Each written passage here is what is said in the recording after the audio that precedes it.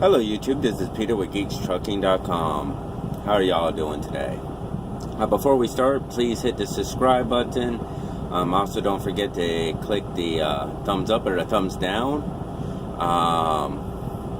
Today's video is basically don't trust your GPS. I forgot to record a video about what I'm about to tell you and the trouble I got myself into and the solution to my problem. Just remember, everything happens for a reason, and failure can and does turn into success as long as you learn your lesson, which I did. So, I was in New Jersey about to drop off an Amazon load. I missed my turn.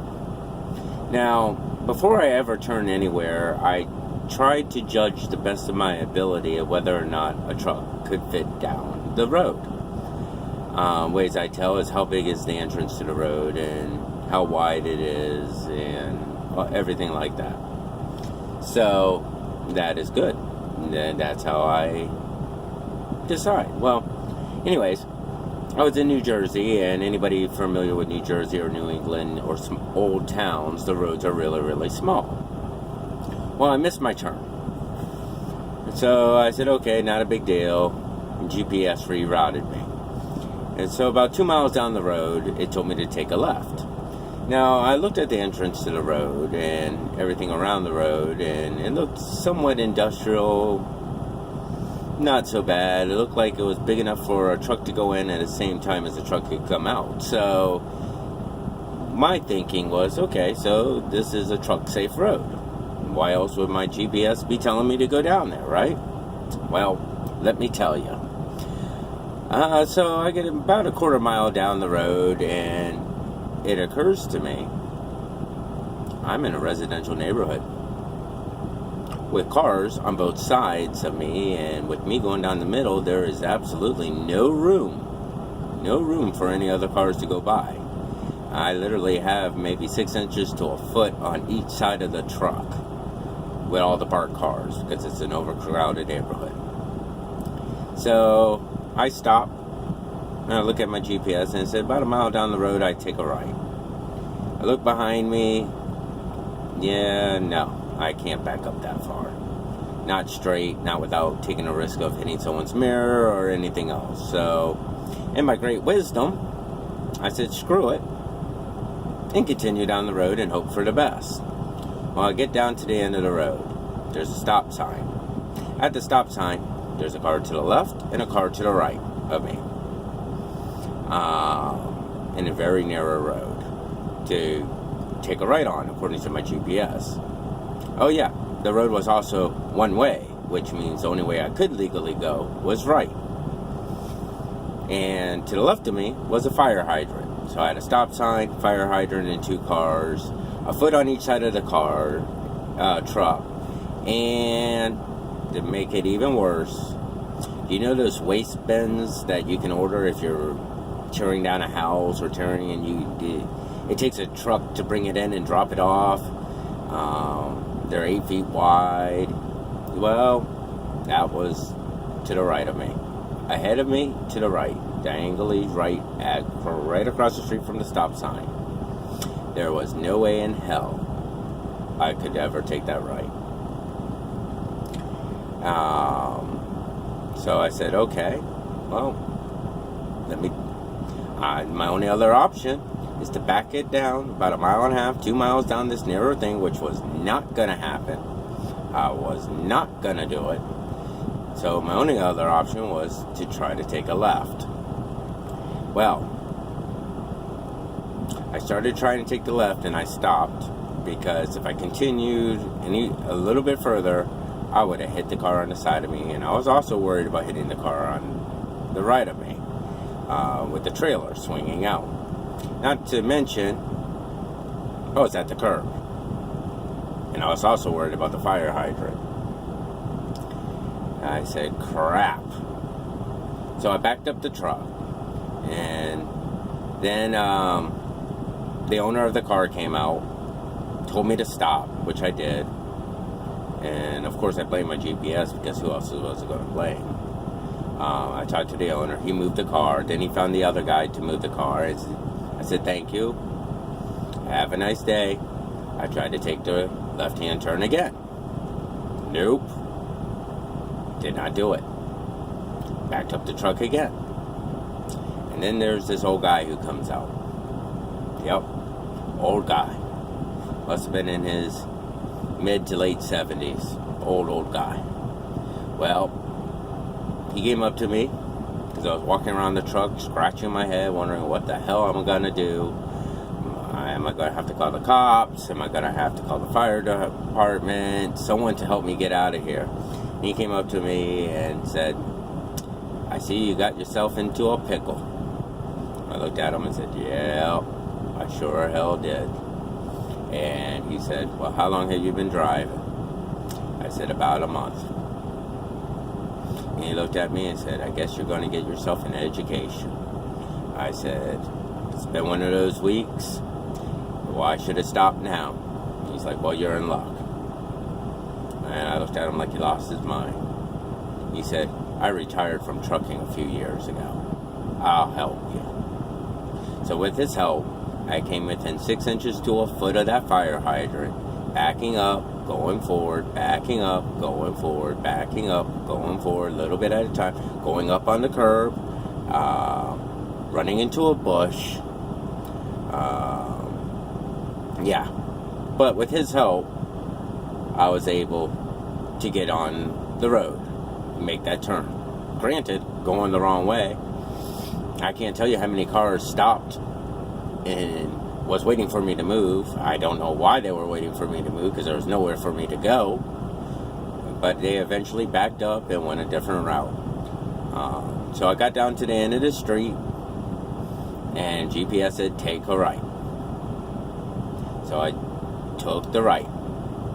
Very carefully, I took the right. I made it. It was, I don't know what, but there was a lot of cars on that road. A lot of cars parked on both sides of the road. So I slowly, very slowly, basically idling speed, took that right. Came close to the stop sign, but I did not hit it. All the cars. I remember what Thomas taught me when I was taking that left in Houston. Block it until they move.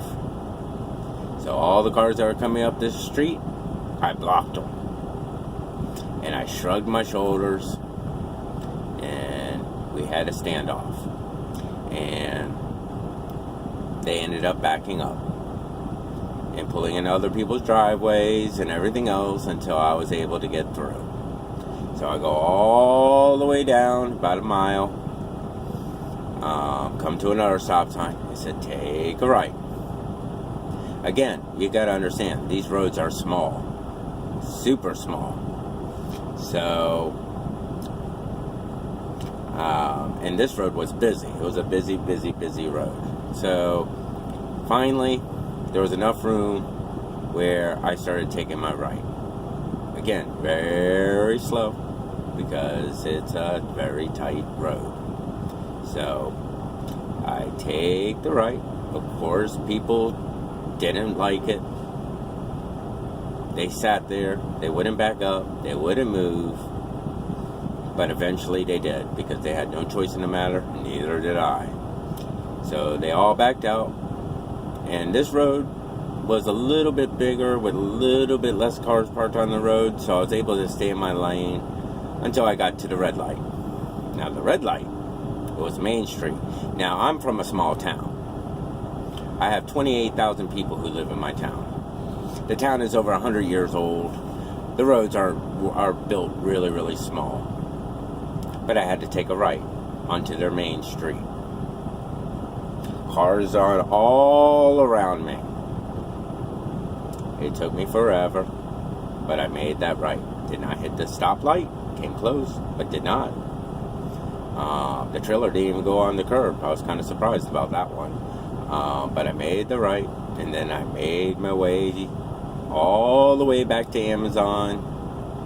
And on a good note, I successfully did a 90-degree park. in between two trailers. So that was a good thing about that day. So the lesson I learned from that, don't have blind faith in your GPS, because it will lie to you. And I remembered that yesterday. I picked up a tanker, an empty tanker, yesterday in Pennsylvania. And I was following the GPS, and then all of a sudden it's flashing on my GPS, you're overweight warning, violation warning, take your next right. So I stopped, and I looked really hard, and I realized, that's right, it was another residential road.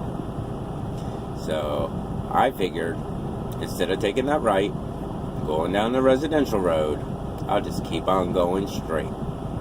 Screw the violation. If I get pulled, I will explain and hope for the best, but what can you do at that point? So I just kept on trucking forward, and finally I got onto the interstate. Now, if what happened to me in Jersey did not happen, I probably would have taken that right. Being a rookie and everything, what the hell do I know, right? Well, I know now. Don't blindly trust your GPS. It will lie to you. It will try to get you stuck and everything else. Oh yeah, I also learned another quick lesson on that run to Jersey. I ended up having to go to the bathroom really, really bad in Tennessee. Really bad in Tennessee. So, to the point where I almost beat myself bad. So I got off the immediate exit as soon as I could. Got down to the end of the ramp. There's no on-ramp. I'm like, what the hell? Yep, there is no on-ramp to the highway, just an exit. And my GPS said, take a right. I said, okay, I can do that. Well, these are the back hills of Tennessee. Let me tell you something. Each side of the road is maybe 5 feet. Again, really small road. But what made this worse than Tennessee was I had a deep ditch on one side and a hill going down on the other. So, either way, it was bad. So I said, screw it, and drove right down the middle of the road for about 15 miles, taking lefts, taking rights, going through good old Tennessee. In this particular truck, when you're going slow, and you're purposely going slow, it's loud. So I know I woke some people up, because it was like 2 o'clock in the morning. So, especially it's loud when you're going uphill and you're trying to go as slow as possible, because you got ditches and hills on each side of you. So, that lesson was, don't get off at a blind exit. Do what you can. Make that your last resort, and don't wait too long to go to the bathroom. So over the last couple of days, I had some great lessons, great feats too. That was the first time I successfully did a 90-degree backup, thanks to YouTube videos that I watched. I used 2 pull-ups, but that's fine. But I was very excited that I completed it. So anyways, YouTube, learn from my mistakes, learn from my lessons, especially you rookies and you people who are looking at becoming a CDL truck driver. Your truck is big, and not all roads are made for you to fit in. So just be careful. Don't trust your GPS. But anyways, hit the subscribe, hit the like, thumbs up, thumbs down. And I tell you what, leave a comment, send me an email at peter@geekslogic.com. I will reply, and we will go from there. Anyways, YouTube, y'all have a wonderful day.